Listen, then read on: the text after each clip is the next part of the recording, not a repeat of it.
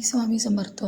Me Shravani, stitch with Shravani या आपल्या YouTube चॅनलमध्ये मी तुम्हा सर्वांचं मनापासून स्वागत करते. आज आपण पाहणार आहोत चौरंग आसन. तुम्ही चौरंग कवर म्हणू शकता किंवा चौरंग वस्त्रसुद्धा म्हणू शकता.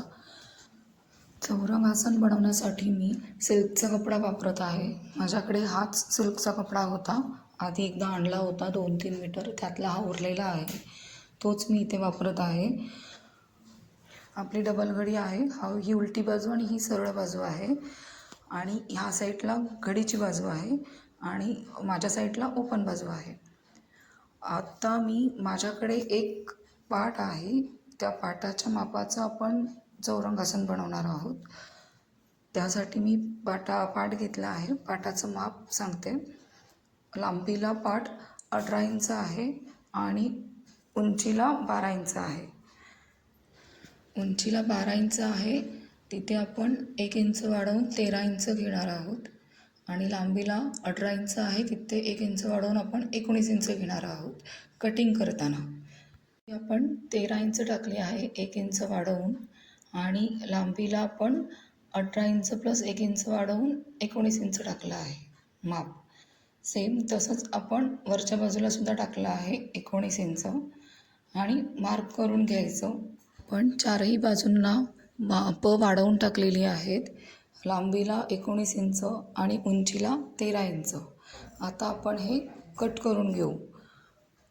हे कट करून झालं आहे 2 पीसमध्ये आणि आता आपण सरळ भाग करून घेऊ पीसचा. हा सरळ भाग आहे, त्यावर दुसरा पीस उलटा ठेवायचा, म्हणजे सरळ भागावरती सरळ भाग येईल. हे दोनही सरळ भाग आहेत आणि हा उलटा आहे. आता आपण चारही बाजूने त्याला शिलाई मारून घ्यायची आहे. इथे आपण थोडा गॅप ठेवायचा, ओपन गॅप ठेवायचा की आपण कपडा तिथून उलटवू शकतो आणि बाकी चारही बाजूने शिलाई मारून घ्यायची आणि ह्या भागातून आपण नंतर कपडा उलटवून घ्यायचा. शिलाई मारून घेते आणि कपडा उलटवून घेते आणि मग तुम्हाला दाखवते. फ्रिल करून लावण्यासाठी आपल्याला 3.5 इंचाच्या पट्ट्या लागणार आहेत. त्यासाठी आपण 3.5 इंचावरती मार्क करून लांबलचक अशा पट्ट्या कट करून घेऊ. जेवढा तो चौकोन आहे तेवढ्या चौकोनाला जेवढ्या फ्रिल लागतील तेवढ्या पट्ट्या आपल्याला लागणार आहेत. 3.5 इंचाच्या पट्ट्यांची फ्रिल बनवून घेतली आणि जो आपण चौकोन कट करून घेतला होता त्याला शिलाई मारून तो उलटवून घेतला आणि वरून दाब शिलाई मारून घेतली. आता ही फ्रिल आपण त्या दाब शिलाईच्याच कडेने त्या पूर्ण चौकोनाला लावून घ्यायची. तुम्ही बघू शकता ती फ्रिल मी त्या चौकोनाच्या चारही बाजूने व्यवस्थित अशी लावून घेतली आहे. पण वरून लावल्यामुळे त्या कपड्याचे दोरे दिसत आहेत, जे कटिंग केल्यावरती दोरे राहतात ते. त्यासाठी आपण वरून एक लेस लावणार आहोत.